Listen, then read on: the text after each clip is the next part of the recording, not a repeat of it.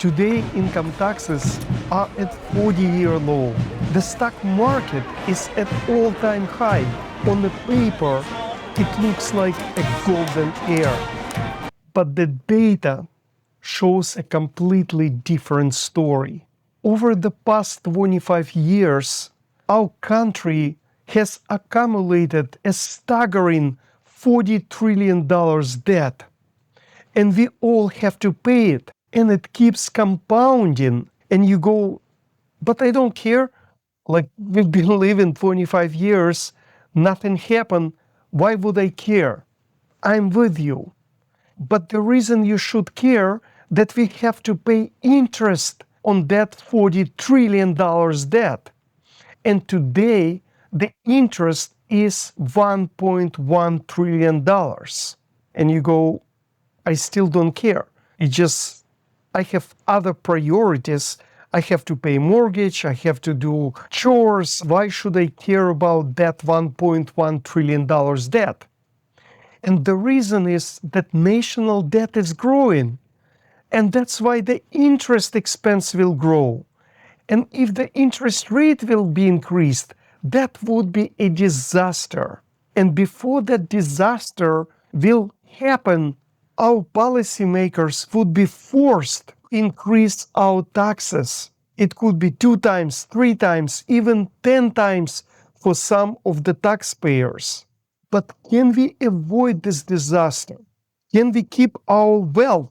Or should we just keep ignoring it as we did for 25 years? Let's investigate. I'm Sasha. I'm a tax professional with 30 years experience. And on this channel, we investigate public policies. We also raise our citizens' IQ. Today, we will be investigating the numbers behind the biggest American financial problem. So let's do it. Investigation 1. What is actually the problem? Each year, our policymakers coming together and figuring out how much as a country we should spend for Social Security, Medicare, interest expense on national debt, military, education expenses, and so forth. And what happens, they have expenditures. From the other side, they know how much our government is collecting revenue. And the revenue we collect as a government from personal income taxes, corporate income taxes, payroll taxes, tariffs, gift taxes, other taxes. So from one side, they have expenditures. From the other side, they have collections of the revenue. And when revenues are equal expenditures, it's called balanced budget. But what happens in reality is that each time the expenditures are higher than the collections of taxes. Our revenue, for 25 years, it started small, the gap between spending and collecting. And now, for the past 6 years, we are borrowing approximately $2 trillion. And today, national debt is about $40 trillion. In 5 years, at the minimum, we will have 50. And in 10 years, at the minimum, we will have 60 or potentially 70. And the interest could be $2-3 trillion a year. And that's the problem, because our taxes must be increased to pay those expenses. So our economy is going out of control and it's going to collapse. But what can we do with this $2 trillion budget deficit? Investigation 2. Where do we find $2 trillion? Actually, there are 3 choices. 1, collect more. 2nd is spend less or borrow more. And that's what we've been doing all 25 years. But also, for this 25 years, our country tried to fix the budget deficit. So what was offered? Let's go idea by idea. And number 1 is oil production. The idea is that to produce much more oil to push the energy prices down. But you have to understand, American oil production is more expensive than production in the Middle East or production in Russia. And the idea that we will produce so much oil that the market price for oil will go potentially to $20 per barrel. But the problem with this is our cost is about $50 to $55 per barrel. So producing so much oil to lower the market price will push out of business our oil companies. People will lose the jobs. We will not get any benefit of this. So there was another idea to fix the federal budget by putting a blanket tariffs on other countries. Before 2025, tariffs represented approximately 1 or 2% of the oil collections of our government, about $100 to $200 billion. And we are looking for approximately $2 trillion. So to fix this gap, we need to increase tariffs to approximately 10 times. Is it feasible? Is it achievable? First, we will break all the relationship with all the countries.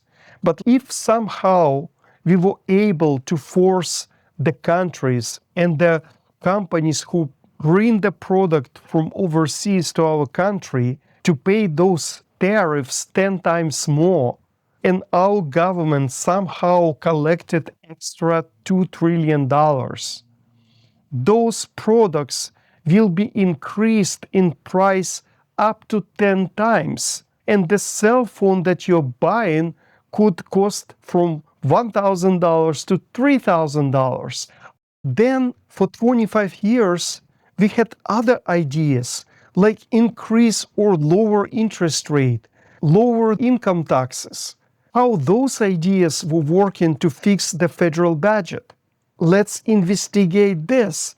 And this is the most significant part of this video. This is the chart of 25 years of data. You can see black line, this is US national debt. Another line is in purple, which is US nominal GDP. This is our economy. It also going up. In dark blue, it's interest rate. You can see that interest rate was up and down during that 25 years period. In the red, you can see government spending. Green line is actually our national revenue. And the gap between red and green line is the national deficit. It's in yellow. And you can see that it's growing. So now let me just tell you if you got confused looking at this chart. For 25 years, doesn't matter who, Democrats or Republicans, we increase taxes, decrease taxes. We increase interest rate, we decrease interest rate. We have recessions, COVID, economical ups and downs. But what is significant looking at this chart is that national revenue doesn't depend on whatever we've done. And the deficit is growing. Wherever we did for 25 years, it didn't work. And it still doesn't work.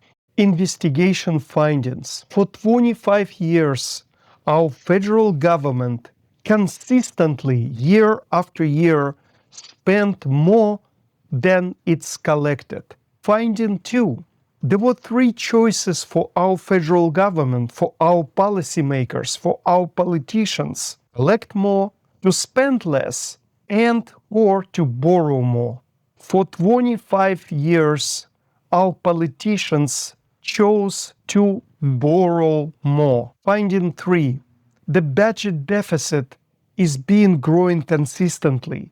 Nobody is dealing with budget deficit, which resulting of accumulation of national debt, which will blow up in our faces in a way that we would have to pay interest expense with our income taxes.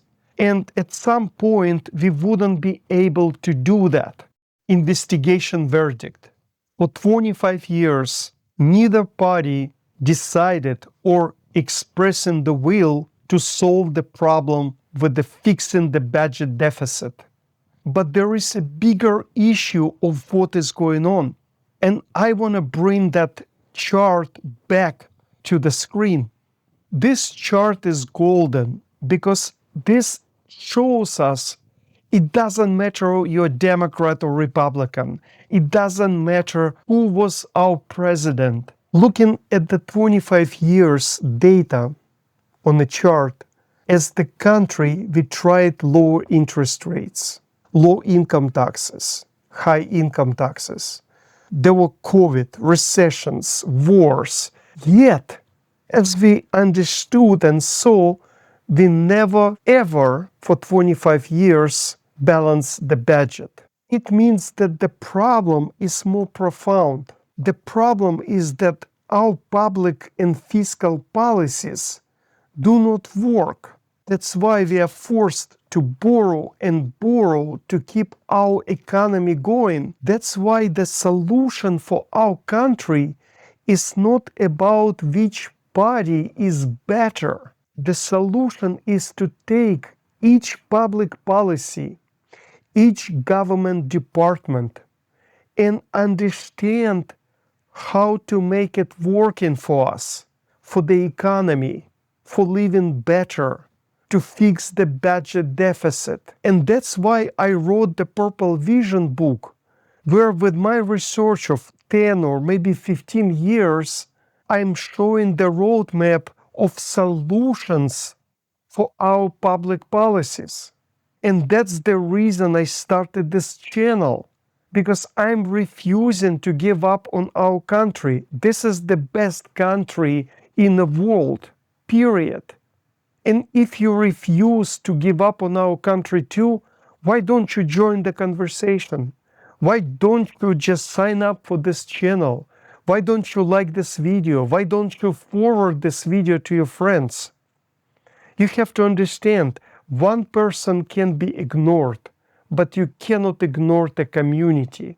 Facts over the party, solutions over politics. Thank you for watching. Take care.